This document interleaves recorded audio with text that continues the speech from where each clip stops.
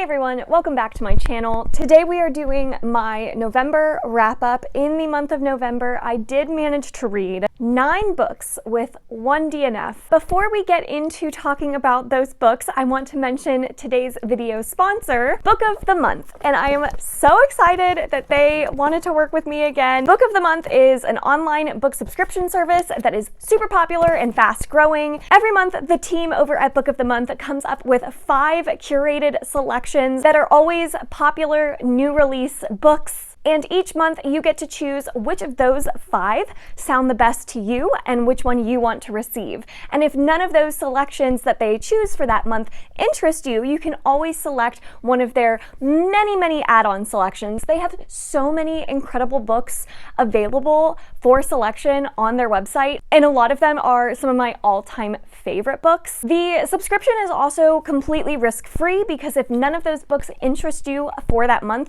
you can always skip the month with no additional charge. So if you want to keep skipping months until a book really jumps out at you, that is totally okay. The selections for December are all amazing. I don't know which one I would have picked.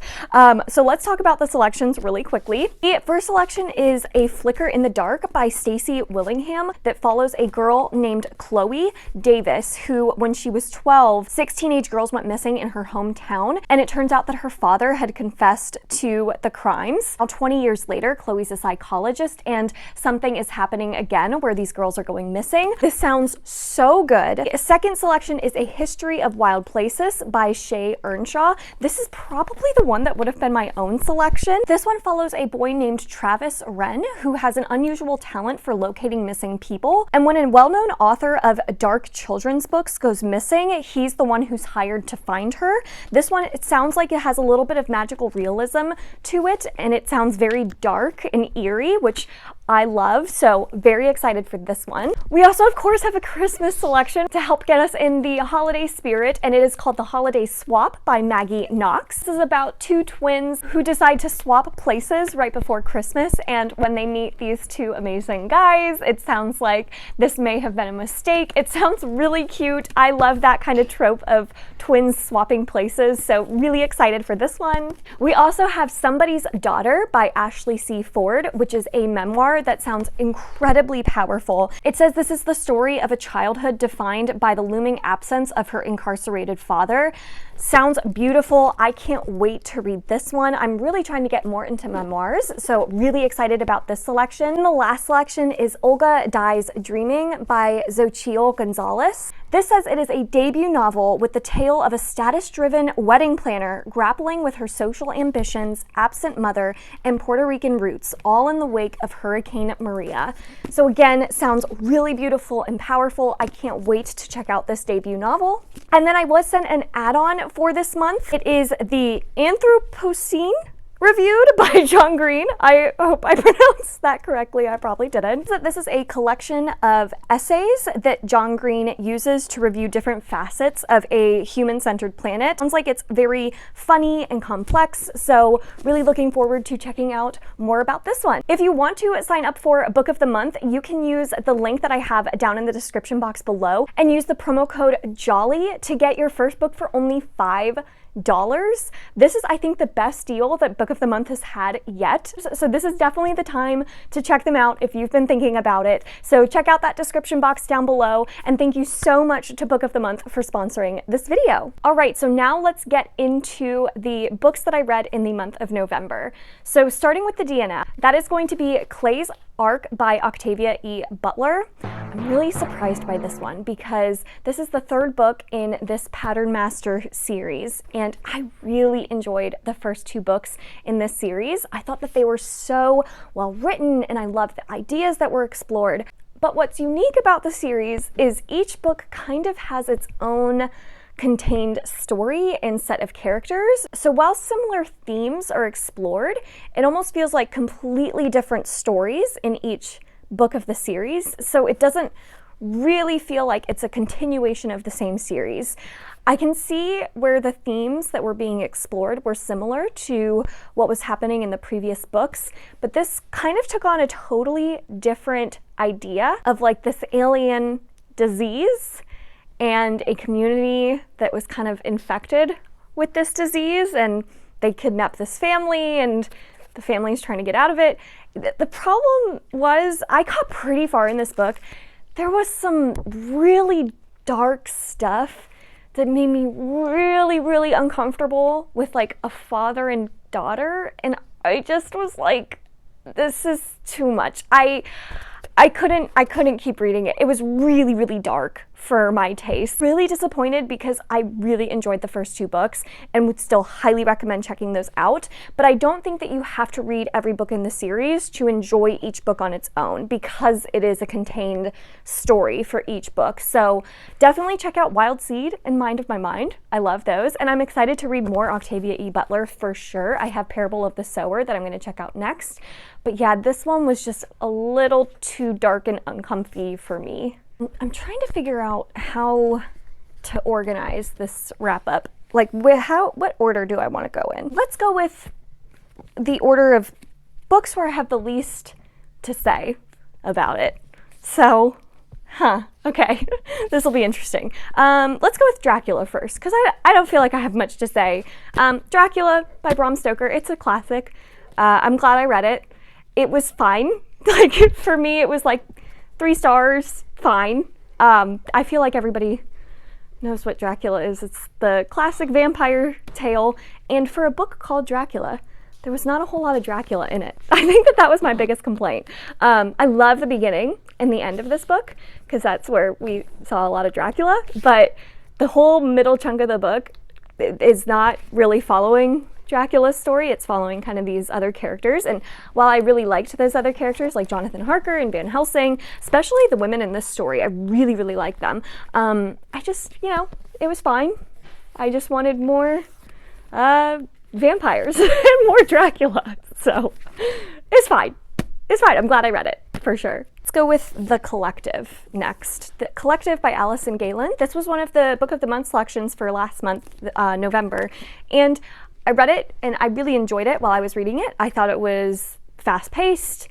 It kept me engaged throughout. It is this woman who loses her daughter in this very tragic way, and the killer kind of gets away with it, goes unpunished, and she decides to take things into her own hands and joins this group of grieving mothers who try to get back at people that go unpunished. And it was really intriguing. I liked it, but it's not one that's gonna like stick with me. It felt very similar to a lot of other thrillers that I've read, so I think if you're new to the thriller genre, then you're gonna really like this, but for me it just kind of felt like the same sort of thriller that I've read a lot before.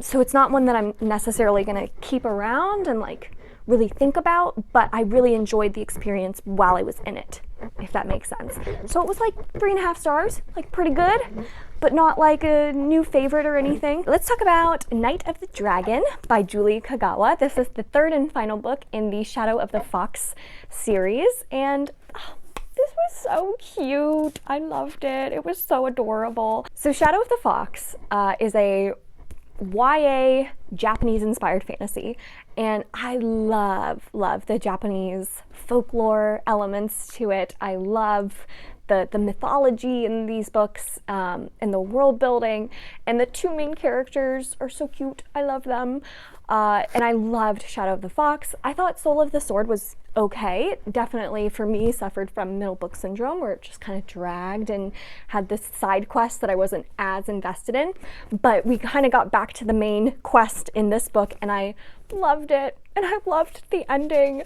The stakes were so high in this book, and it like got me choked up.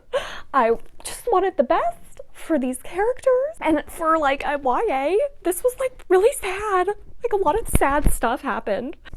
So yeah, I would really recommend this series. I loved it.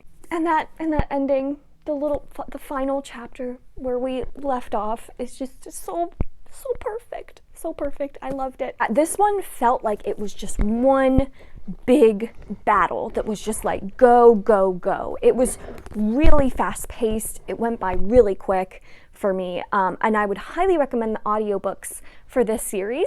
I don't have much more to say except that it was just really good. And like the stakes, I just can't get over how high they were and how sad some of this was. It was really sad, but it was really sweet, and it ended very hopeful, and I really appreciate that. So go check out Shadow of the Fox. It's so cute. Let's talk about City of Miracles next. Kind of keep on with the sequels by Robert Jackson Bennett. This is the third and final book in the Divine Cities trilogy, and I loved this one too. This was so good. So kind of my ranking, I think, for this series, I still like City of Stairs the most, and then I think I like City of Blades still a little bit more than City of Miracles, but it's pretty close. But City of Miracles was still really, really good.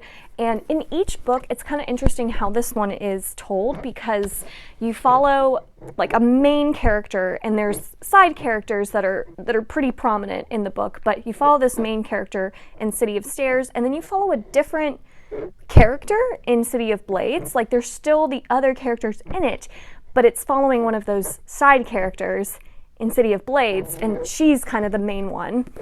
And then you follow one of the other side characters in this book, and he's kind of the main character now. And I think it just depends on personal preference. I personally liked Sigrid as a side character more than I liked him as like our main character. He is still a very likable character in this book, and I really liked how we expanded the mythology of this world and how we expanded upon the world building, and I really liked some of the twists and turns in this one, and finding out more about Sigrid and some of the stuff that he can do. And the ending is so epic to this series, and I really like how it still tied in the other characters' stories, and we still got a nice wrap up to their stories while also still following Sigrid as our main character.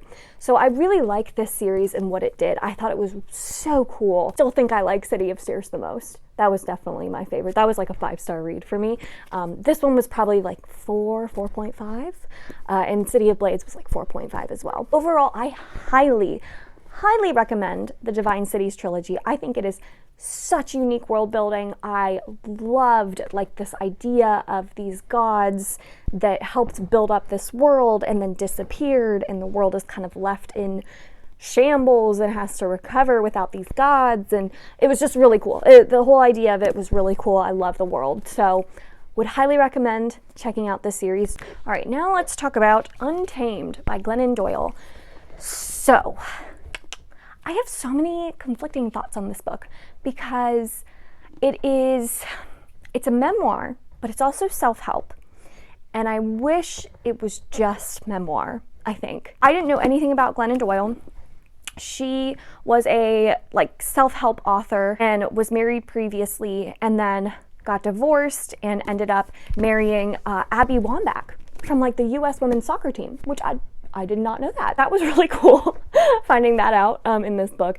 And it kind of deals with her journey of finding herself, like through her divorce and all of that. And while I think some of the stuff in here was incredibly powerful, like this book is riddled with quotes that could just be on Instagram, like a whole Instagram feed of Untamed quotes.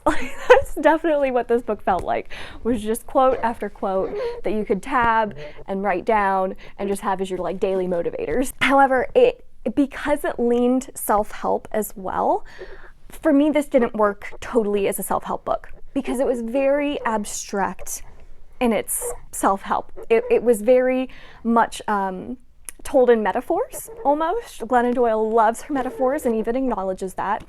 And so for me, like, I don't personally love self-help that's very like abstract and just kind of gives you these like grand ideas. They sound really pretty. It's something that doesn't stick with me. You know, it's not something that I can like actively apply. But there are really powerful things that are explored in this book. So would I recommend it? Yes, absolutely. But it's, for me, personal preference wise, it leaned a little too preachy in some parts, and I wish it had just been a memoir for that reason. I think Glennon Doyle is a gorgeous storyteller and told these really poignant, like powerful little snippets of these stories throughout. And when she leaned into the self-help parts of the book, that's when it kind of lost me. So I think it's definitely personal preference how much this book's going to stick with you. For me, some of the things will stick with me, while others I was like, So it's just personal preference. So it was good. It was good. I'm so glad I read it. I'll definitely keep it around because I think, it has so many quotes that are like, wow, that's a good quote. It's not something that's going to like change my life. You know what I mean? So that's how I felt about Untamed. All right, now let's talk about a new favorite book of all time. I loved it so much. Project Hail Mary by Andy Weir. 5 stars. 5 stars easily. This tops The Martian by Andy Weir, which I'm shocked because The Martian was one of my favorite books of all time. And this one is even better. I love this book so much. I couldn't stop reading it. It's one of those books that you start reading and you just can't stop, but then you don't want it to end. Like, I did not want this book to end. It has all of the kind of quirky humor from The Martian that I really loved. And it has all of that really cool science that is complex, but is told in a way where you can like follow it and understand it, and it makes you feel smart because you're like, oh, I actually kind of get what's going on. It has all of that I loved from The Martian, but then it also is so much more than The Martian, because The Martian really focuses on humans and human interactions and a human story, while this kind of expands our universe. And I don't want to say anything too much because I really don't want to spoil what is so amazing about this book, but there is a character in this book that is just the best. I love this character. I don't want to say who this is, but you just have to read it and you'll know as soon as you meet this character. It's amazing. I loved the themes explored in this book. I realized I haven't even talked about the premise, and you know what? I think you go into this book knowing as little as possible. All you should know about going into this book is that you're following an astronaut who wakes up in space and has no idea who he is, why he's in space, what he's doing there. And you're working backwards, you're trying to figure out why he ended up here, how. So not only is that mystery so compelling and keeps you turning the pages, because you're slowly figuring out, as he recovers his memories, you're slowly figuring out what's going on and who he is, why he's here. But then there's something that's introduced that is just, it makes it so cute. It's so cute. I loved it. It's just so cute. So please check out Project Hail Mary. It deserves all of the hype that it gets. It's so good. It's like one of my favorites. I will reread this one all the time because it is just so good. So I can't recommend it enough. I feel like that was just the most incoherent review ever because I just gushed the whole time. So that was probably not very helpful at all. But go check out Project Hail Mary. The last thing we're going to talk about is the Skyward series, and I am still waiting for my copy of Psytonic, but I also finished Psytonic this month. Well, technically I finished it on December 1st, but I read most of it in November, so I'm counting it towards my November wrap-up. So I did caught up on the Skyward series. I have so much to say about the series, so buckle in. All right, Skyward was amazing. I love Skyward. I feel like you've probably heard of this book. It follows Spensa, who had a father who was this pilot, and he, during this really important battle, fled, and he was deemed a coward, and so Spensa is growing up with this kind of title of coward associated with her, but she wants to be a pilot like her father was, and blah, blah, blah. So that's Skyward. But it is so much more than that, and it is so good. I loved Skyward. I loved the side characters, the crew that we follow in Skyward. I think what my favorite part of Skyward was this mystery that we were trying to solve. There were so many questions that were brought up. Like, you weren't sure where it was going, but you were so excited to see. And you just wanted to know the answers to these questions so badly. So it kept me turning the pages. I was so invested, and the stakes were really high because Spensa meets this crew and gets to train with this crew to be a pilot, but you're quickly realizing like there are real consequences to being a pilot. It's very dangerous. So the stakes were so high. It was so good. I loved Skyward, 5 stars easy. Then we get to Starsight, which was still really good, but it was missing a little bit of the magic that Skyward had, because while we're still following Spensa, she kind of gets separated from some of the crew, and it's more a book that was exploring more of the world building. It started expanding the world and the galaxy a little bit more, and it wasn't quite as like contained of a story. And it started getting a little bit more out there. Like we were getting some of the answers, and like the answers were like, okay, like I can see this, I can get on board with that. But they were a little bit more out there. Not quite what I was expecting. But we have some really cool themes that were explored in this book. Without getting too much into spoilers, we got to see some alien species. So there were some really cool things about this book that kept me engaged throughout. And there were still a lot of questions that we needed answered. So I was really invested in learning those answers. I really wanted to know what was going on. So Starsight was still really good, not quite as good as Skyward though. So this one was 4 stars. Then we got to Psytonic. How do I say? I did not like this book. I'm really bummed. And I think I'm even more upset about it because of how much I loved Skyward. Skyward is probably like one of my favorite YA sci-fis. But what I will say about this series is, after reading Psytonic, I think it is misleading to call it sci-fi, because after the 3rd book, this series feels full-on fantasy to me. And while that is fine, especially like for some readers, this is personal preference, right? All of this is so subjective. For some readers, that's going to be totally fine that it leans completely fantasy now. Like it is not grounded in reality. This is like way out there fantasy stuff.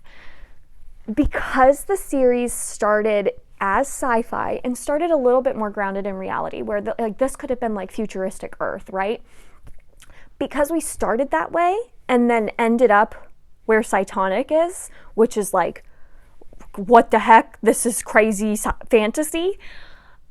I was not bought in. I did not buy it. And it's a case of like, for me, there were plotting issues, there were character issues. Like I didn't feel like the stakes were very high in Psytonic. Like that once again, there was character interactions missing that we so loved from Skyward. We were following Spensa still, but it wasn't like Skyward, where we got her with the crew and there were all these great friend interactions and all of that. So we were missing all of that, but that was not my biggest issue with Psytonic. My biggest issue with Psytonic is like fundamental world building aspects of the series. It's a case of, have you ever had a book or a movie or a TV show where there's this big mystery around it, and when you get the answer, you would have rather had not had the answer because you really don't like the answer? That's how I felt about Psytonic. We finally got the answers that we were looking for in the first 2 books. I just really didn't like the answers. I found them so silly, over the top, ridiculous. I just didn't like it. And I think it would be one thing if like it was only one answer, right, that I didn't love. But it was like a pile-on of like answer after answer being given to us, and none of those answers I liked. So like I could forgive like one answer that I don't like, right? Like I don't love the idea of Psytonics in this series. That's not my favorite thing in the world, but I was okay with it, right? We figured out, you know, Psytonics, and I was like, fine, that's fine, whatever. I don't love it, but I'll get on board. But to also have other answers that I really don't like it was too much. It was too much. I don't like it. I don't like it. I don't know if I'm going to continue on and read the 4th book. I don't know how I can recover from learning answers that make me feel this way about the series. I would still highly recommend this series. I think it is fantastic for the target audience, and I think that Skyward is such a good book that I can't not recommend it. But for me, like personal preference, I don't like the answers that we finally got in Psytonic, and I find them really silly. And for that reason, I don't know if I like this series anymore. Like, I don't even know if I can like reread Skyward and love it as much, because now that I know the answers, I'm like, really? Like, I would have rather it just stayed a mystery. I'm so sad. I'm so sad. And I'm even more sad because I loved Skyward. So I think I might be in the minority though, because I had a live show with Elle from Elliott Brooks and Jess from Jess Owens, and they both like Psytonic more than me, and they were on board with like some of the answers, and it seemed like the general consensus on the live show was that most people, like, even though they may not like Psytonic as much in the series, they still like were on board with the answers. So I think I might be in the minority. So keep that in mind, that this is just my subjective opinion. It does not mean that you will necessarily feel the same way, because I think that I might have a minority opinion because I'm seeing really good reviews for it on Goodreads.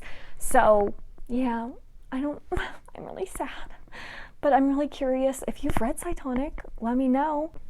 So bummed. I'm so bummed. Anyways, so those were all the books that I read in the month of November. Did you see any that you've also read, and what did you think of them? I would love to know, so leave those comments down below. Thank you all so much for watching this video, and thank you to Book of the Month for sponsoring this video. If you enjoyed it, make sure to give it a thumbs up, subscribe if you'd like to, and I will see you all in my next one.